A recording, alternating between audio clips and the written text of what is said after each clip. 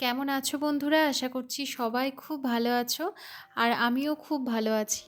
প্রিয়াঙ্কা মুখার্জির আরও একটি নতুন ব্লগে তোমাদেরকে জানাই স্বাগত। বেরিয়ে পড়েছি একটু বোলপুরে মেলা দেখব বলে। দিনটা ছিল 25শে ডিসেম্বর। 25শে ডিসেম্বরই আমরা প্রত্যেক বছর বোলপুরে মেলা দেখতে যাই। আর এবছরও তাই করছি, 25শে ডিসেম্বরই যাচ্ছি। তো এই দিনটা আমাদের কাছে খুব স্পেশাল। তার কারণ হচ্ছে প্রত্যেকটা বছর আমরা 25শে ডিসেম্বরই মেলা দেখতে যাই। তাই এবছরও ওই দিনটাতেই আমাদের সময় হয়ে গেছে। যাই হোক, আমরা পৌঁছে গেছি হচ্ছে বোলপুরে। আর গ্যারেজ নয়, গাড়ি পার্কিং করার জায়গা থাকে, তো সেখানে গাড়িটা রেখে দিয়ে আমরা এবার মেলার ভিতরে ঢুকবো। আর এটা হচ্ছে গেট, মেন গেট। বাইরে থেকেই এত ভিড়, এত লোকজন। আর সেদিনটা তো ছুটির দিন, ভিড় তো হবেই। তো আমরা এই দিকটা একটু দেখাদেখি করছিলাম। আর তারপরে হচ্ছে এই চলে এসেছি সামনেই, একদম মেলার মুখেই আর কি, যেখান থেকে আর কি ঢুকবো। তো তারপরে দেখলাম যে এখানে একটা খুব সুন্দর একটা দোকান, যেখানে কেদারনাথের মন্দিরটা এত সুন্দর লাগছিল, কিন্তু এত দাম যে নিতে পারলাম না। তারপরে এই জিনিসগুলো, ঘর সাজানোর জিনিসগুলো এত সুন্দর, বেতের মধ্যে বানানো, এগুলো খুব সুন্দর। আর এগুলো নিয়ে যাওয়াও ভীষণ কঠিন গাড়িতে করে, কিন্তু দেখতে খুবই ভালো লাগছিল।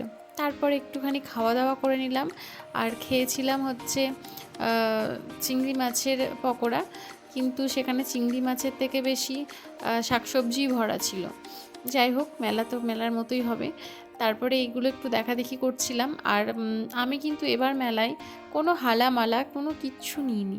তার কারণ এত হয়ে গেছে ভর্তি যে আর জায়গা হচ্ছে না। আর পছন্দ হয়নি বলাটা ভুল হবে, এত মাঝে আর নিতেও ইচ্ছে করেনি।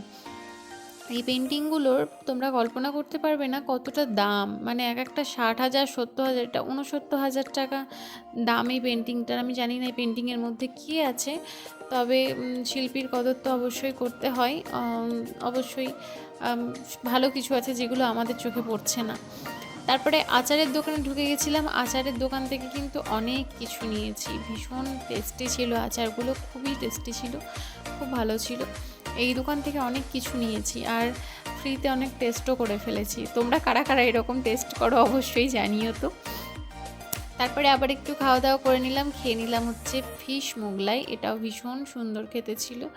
আর তারপরে এদিক ওদিক একটু ঘোরাঘুরি করছিলাম। এবার খুব বেশি ঘোরাঘুরি করিনি। আর ভিড়টা তোমরা দেখতেই পাচ্ছ, দিনের বেলায় এত ভিড়, তো রাতের বেলায় কীরকম হবে। যাই হোক, মিনি ব্লগ, ভালো থেকো, সুস্থ থেকো, টাটা।